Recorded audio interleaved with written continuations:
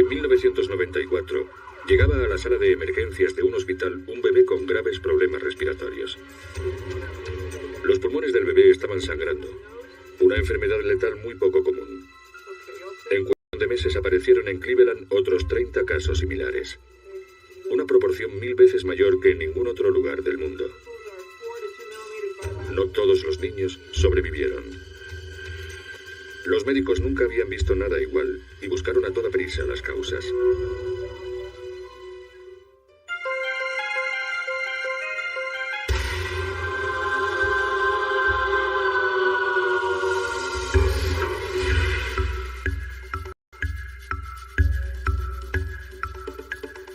Crímenes imperfectos. Una fría noche de noviembre, Nima Williams calentó el biberón para su hijo Brian, de 6 semanas. Pero mientras Brian se tomaba el biberón, sucedió algo terrible. Le oí hacer ruidos, pero pensé que era la leche. Sin embargo, cuando lo cogí, en lugar de ver leche, vi sangre de color muy brillante.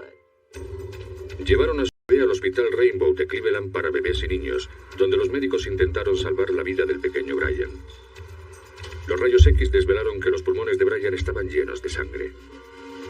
Brian era incapaz de respirar por sí solo, así que le llevaron a cuidados intensivos y le pusieron un respirador. Sigue succionando sangre. Los médicos le administraron a Brian una dosis altas de esteroides y de antibióticos para conseguir estabilizar su estado. Me lo preguntaba, pero no lo pensaba. Decía, mi bebé se va a poner bien. Vamos a superarlo.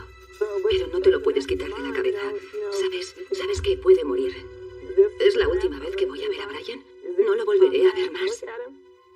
Brian estaba bastante mal. Había perdido mucha sangre. Su hematocrito había bajado casi hasta la mitad y necesitaba urgentemente una transfusión de sangre, además de requerir ventilación asistida. A Brian Mitchell le diagnosticaron un cuadro de hemosiderosis pulmonar idiopática, es decir, hemorragia pulmonar de origen desconocido. Las hemorragias en los pulmones suelen ser causadas por problemas cardíacos, por una infección o por malos tratos infantiles, pero en el caso de Brian, los doctores eliminaron las 3 opciones. Aunque la hemosiderosis pulmonar idiopática es muy poco común, Brian Mitchell era el 4º bebé al que atendía el doctor Dirbon con el mismo cuadro en los últimos 2 días. 2 niños con hemorragias pulmonares. En aquel momento pensé, son demasiados. Así que me senté y me puse a analizar los registros del hospital para comprobar cuántos casos habíamos tenido en total. Los historiales médicos del hospital revelaron que habían ingresado otros 2 bebés por unas hemorragias en los pulmones de origen desconocido y que uno de los bebés había muerto. La incidencia de hemorragias pulmonares infantiles era 1000 veces superior en Cleveland que en cualquier otro lugar del mundo. Brian Mitchell tuvo suerte. Después de 2 semanas de mejoría, recibió el alta en el hospital. Sus médicos sospecharon que aquella hemorragia pulmonar era debida a una reacción alérgica al preparado del biberón y le aconsejaron a su madre que cambiara de receta. Pero una semana más tarde, Brian Mitchell volvía a entrar en el hospital aquejado de más hemorragias pulmonares. Empecé a preguntarme, ¿pero qué le pasa? Empieza a sangrar, le llevamos al hospital, le dejamos en el hospital 3 días, pero nadie nos dice por qué está aquí. Nadie nos dice qué le pasa. ¿Por qué sigue sangrando? No lo sé. El doctor Dirbon descubrió entonces que Brian Mitchell y los otros 6 bebés enfermos vivían en un radio de 9,6 kilómetros alrededor del hospital, en la zona este de Cleveland. Probablemente se tratara de un componente medioambiental. No necesariamente algo que estuviera en sus casas, sino que había algún problema dentro de esa comunidad en concreto. Pero entonces se produjo una complicación. Brian Mitchell tenía una hermana gemela, Brianna, que vivía en la misma casa, comía la misma comida y dormía en la misma habitación que Brian, e incluso compartía la misma cuna. Si el doctor Dirbon tenía razón, y la causa era medioambiental, ¿por qué el pequeño enfermaba mientras que su hermana gemela estaba totalmente sana? Y había un problema añadido. Los únicos que enfermaban eran los bebés. Ni los niños de más edad ni los adultos del mismo vecindario o de las mismas casas caían enfermos. El doctor Dirbon comprendió que necesitaba ayuda y acudió a los Centros para el Control de Enfermedades en Atlanta. El miedo era que iban a seguir viniendo más niños y que podríamos no llegar a tiempo de salvarlos. En Cleveland estaba pasando algo misterioso que causaba hemorragias en los pulmones de los bebés, aparentemente por ninguna razón. Se trataba de un brote sin precedentes en toda la historia de la medicina y está sucediendo, irónicamente, en un radio de 9,6 kilómetros alrededor del hospital infantil.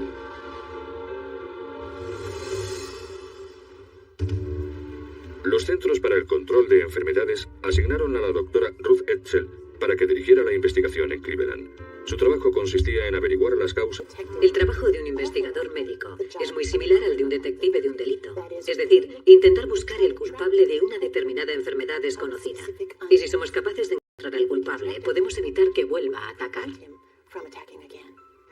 La doctora Etzel empezó elaborando una encuesta para averiguar qué diferenciaba en el mismo vecindario a los bebés de los niños más mayores que no habían caído enfermos. Nuestro trabajo epidemiológico consiste en elaborar estudios científicos para intentar aclarar las diferencias en los factores de riesgo entre las personas enfermas y las que no lo están. Es lo que se llama un estudio de control del caso. La doctora Etzel analizó todos los historiales médicos de los niños con hemosiderosis pulmonar idiopática y vio algo que le llamó la atención. La mayoría de los niños mejoraba en el hospital, pero volvía a sangrar cuando regresaban a sus casas. ¿Utilizaba jabones o material similar para lavarlo? Se hicieron entrevistas a las familias de los bebés enfermos utilizando un cuestionario con 230 preguntas con el fin de comprobar si había alguna diferencia con respecto a las familias de los niños sanos. Se hicieron pruebas en todas las casas para comprobar si el tipo de pesticidas utilizado era el aconsejado para el uso en las casas.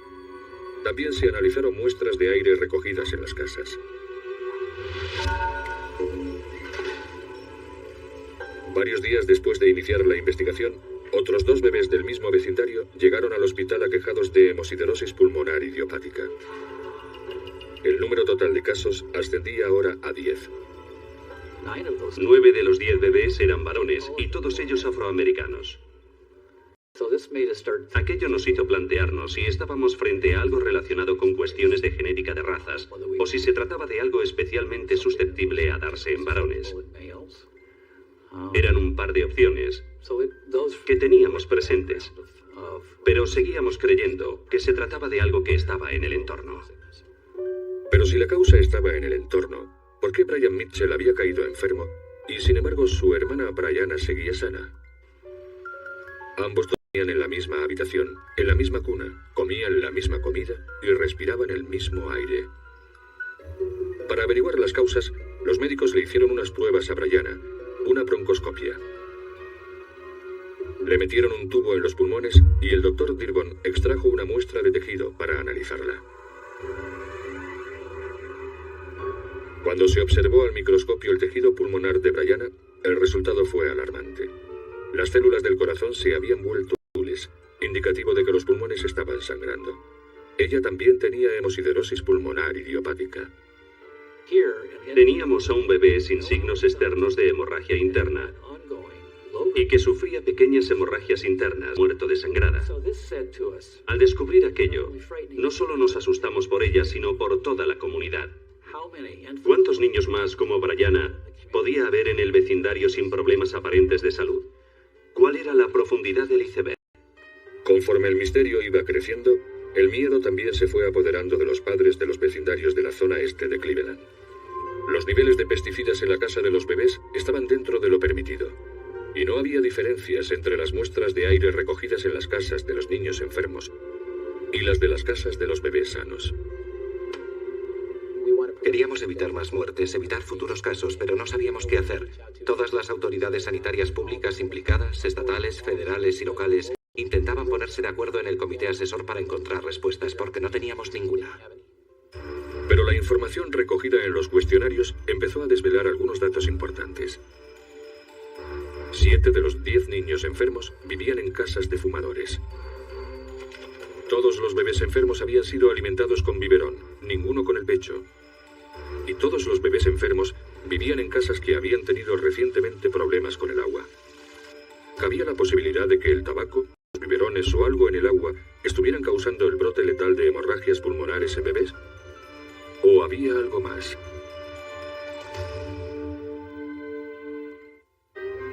La doctora Ruth pasó semanas intentando averiguar las causas de la misteriosa hemorragia pulmonar en los bebés de Cleveland. Hasta aquel momento se habían atendido 10 casos, uno con resultado de muerte, y la doctora Ruth temía que se produjeran más casos. Era lo único que tenía en la cabeza desde que me levantaba hasta que me acostaba. Hasta llegué a soñar con aquella investigación. Para nosotros era muy importante encontrar las causas. Durante la investigación, la doctora Edsel quedó un día para cenar con una amiga médico de Brasil y también investigadora médica. Su amiga mencionó que había asistido a unas conferencias y aunque no se acordaba de todos los detalles, sí recordaba que en la conferencia se había hablado de que las micotoxinas ocasionaban enfermedades graves en algunos niños brasileños. Después de cenar, la doctora Edsel acudió rápidamente a la biblioteca para documentarse ampliamente sobre las micotoxinas. Cuando hizo una búsqueda combinada de micotoxinas y hemorragia, el ordenador sacó un artículo sobre un moho llamado Stachybotrys satra. El artículo describía que el Stachybotrys satra, aparecido 40 años atrás en Europa en ciertos cereales, ocasionaba en el ganado hemorragias internas y la muerte. El Stachybotrys satra es un moho viscoso de color verde oscuro, casi negro, que suele desarrollarse en objetos con celulosa como las pajitas o el papel. Empecé a preguntarme si las micotoxinas hacían enfermar a los animales cuando comían los cereales mohosos. ¿Es posible que las micotoxinas hicieran enfermar a los bebés que las respiraban? Para demostrar su teoría, la doctora Edsel se puso en contacto con el micólogo Bill Sorenson, que había hecho investigaciones sobre el moho Stachybotrys satra. Bill Sorenson sabía que la única vía de entrada posible del Stachybotrys satra en los pulmones de un bebé era en forma de esporas. Las estructuras mínimas, casi invisibles, del tamaño de una semilla, producidas por el moho. Cuando el moho se seca, las esporas se vuelven ligeras y pulverulentas, y pueden desplazarse, recorrer grandes distancias en el aire. De esa forma sería posible, siempre que las esporas aparezcan en un número considerable en los hogares y en el aire, que los niños las inhalaran y les produjeran los síntomas descritos. Lo primero para el doctor Sorenson y para sus compañeros fue analizar el aire de los hogares de los bebés enfermos para comprobar si había esporas en suspensión. En la habitación de cada bebé se colocaron bombas especiales para recoger muestras de aire. Las bombas contenían filtros que recogían polvo y otras partículas susceptibles de contener esporas micóticas. Después se traía el filtro al laboratorio, se desmontaba, aislábamos el material recogido, hacíamos disoluciones y las poníamos en una placa de cultivo. En las casas de los bebés enfermos se encontraron 400 tipos distintos de esporas. Las esporas se introducían en placas de cultivo y se desarrollaban unos 10 días. Cuando el doctor Sorenson analizó las placas de cultivo, notó que muchas de ellas contenían un moho de color verde oscuro, casi negro. Utilizando el microscopio, el doctor Sorenson descubrió que las muestras tomadas en las casas de Cleveland tenían una estructura similar a los mohos que habían matado al ganado en Europa. De hecho, era Stachybotrys satra. Los investigadores sabían ya que en los hogares de los bebés enfermos había esporas de Stachybotrys satra. Sin embargo, necesitaban saber si las esporas de Stachybotrys satra de Cleveland contenían las mismas toxinas que las que habían matado al ganado en Europa.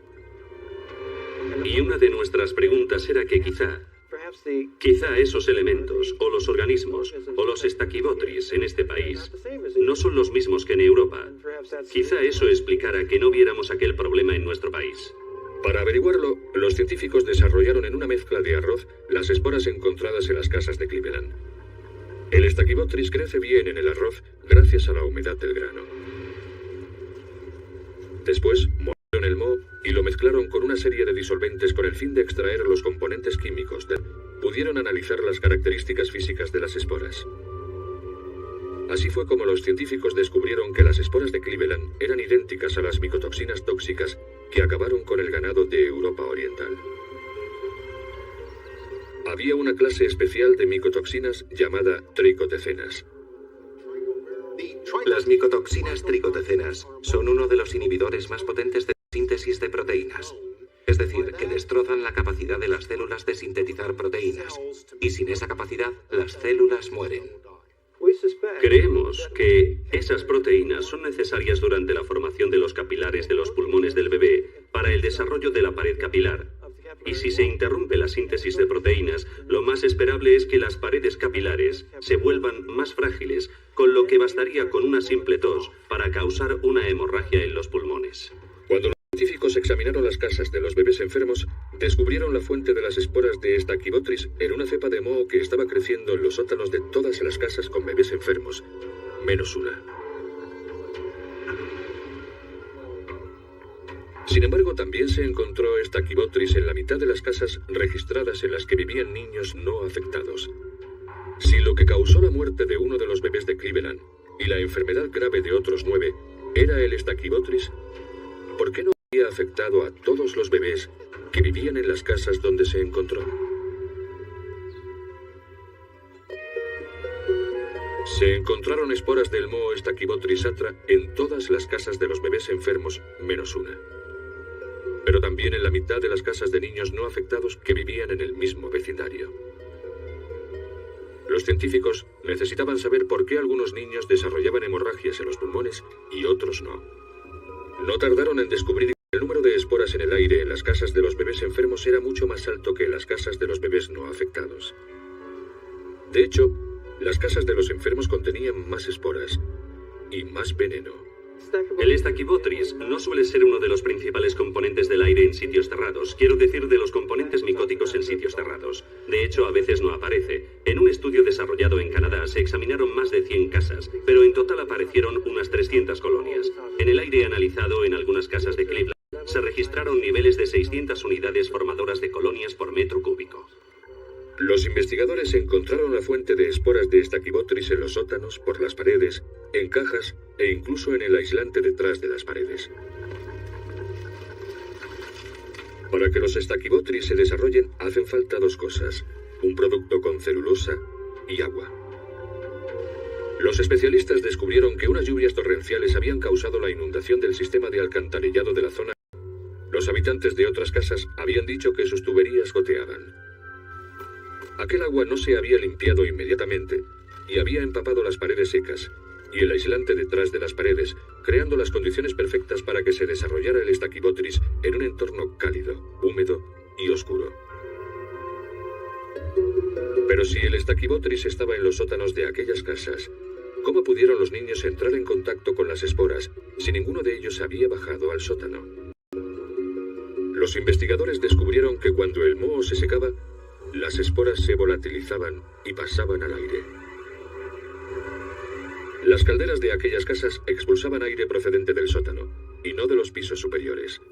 La caldera succionaba las esporas y éstas viajaban por el conducto de tuberías hasta llegar a todas las habitaciones de las casas. De esta forma, entraban letalmente en las habitaciones en las que podían ocasionar más daño. En las habitaciones de los niños, donde los bebés pasaban la mayor parte del tiempo durmiendo. Una vez dentro de los pulmones de esos bebés, las esporas soltaban las micotoxinas llamadas tricotecenas que impedían que las células del bebé formaran las proteínas necesarias para mantener fuertes los vasos sanguíneos. Con los capilares debilitados y frágiles, cualquier causa pudo haber provocado la ruptura y la hemorragia de los vasos sanguíneos. Puesto que la mayoría de los bebés afectados vivía en casas en las que había fumadores, es posible que este fuera un factor determinante. Además, ninguno de los bebés había sido amamantado, por lo que los investigadores sospecharon que la leche materna aportaba algún tipo de inmunidad. Los niños de más edad y los adultos no resultaron afectados por las esporas de Stachybotrys porque sus pulmones estaban más desarrollados. Cuando los investigadores descubrieron cómo viajaban las esporas de Stachybotrys desde los sótanos hasta las habitaciones de los bebés, descubrieron por qué el pequeño Brian Mitchell estaba mucho más enfermo que su hermana gemela Brianna. Aunque los dos dormían en la misma cuna, Brian dormía más cerca de la fuente de calor y, por lo tanto, inhalaba más esporas que su hermana gemela. Cuando se dio por concluida la investigación, había más de 30 casos de hemosiderosis pulmonar idiopática en Cleveland y murieron 4 bebés. Las autoridades sanitarias les pidieron a los padres que limpiaran con agua y lejía cualquier moho que vieran y que arreglaran inmediatamente las averías del agua para evitar el desarrollo de moho. Un año después de la investigación, el juez de instrucción de Cleveland reabrió los casos de 117 bebés que habían muerto por lo que parecía un síndrome de muerte súbita infantil. Se examinaron muestras de tejidos pulmonares en una autopsia, teniendo en cuenta lo que ahora sabías eran de color azulado, indicativo que los bebés habían sangrado por los pulmones antes de morir. Las autoridades creen que el Stachybotrys puede haber sido la causa de la muerte de aquellos 6 bebés. Yolanda Prevost es la madre de uno de aquellos 6 bebés. Conocer la verdadera causa de la muerte de su hija ayuda a poner un cierto fin a la tragedia de su familia. Creo que no puede haber nada peor que esto. Aparte de ir literalmente al infierno en vida. No hay nada peor que esto. Nada. Porque uno nunca lo superará. Es algo que uno nunca superará. Y siempre se preguntará, ¿qué podía haber hecho yo? De poco vale que te digan que no podías haber hecho nada. Siento remordimiento. Siento su dolor. Porque yo también estuve en su lugar preguntándome si mi hijo se iba a morir. Nima Williams da las gracias porque sus 2 hijos, Brian y Brianna, han sobrevivido a la lucha contra el Stachybotrys. Cuando veo la cara feliz de un niño sano, siempre voy un poco más allá. Y doy las gracias por la ayuda que recibimos para solucionar este caso, porque solos no lo habríamos conseguido. Es muy sencillo, pero letal. La madre naturaleza tiene algunas cosas que todavía desconocemos, y esta era una de ellas. En este caso hemos encontrado algo completamente nuevo y con implicaciones directas para prevenir una enfermedad grave en niños. La moraleja es que vivimos en un mundo peligroso y que deberíamos decírselo a nuestros hijos. No debemos dejarlos jugar en las calles, ni deben vivir en hogares húmedos y con moho.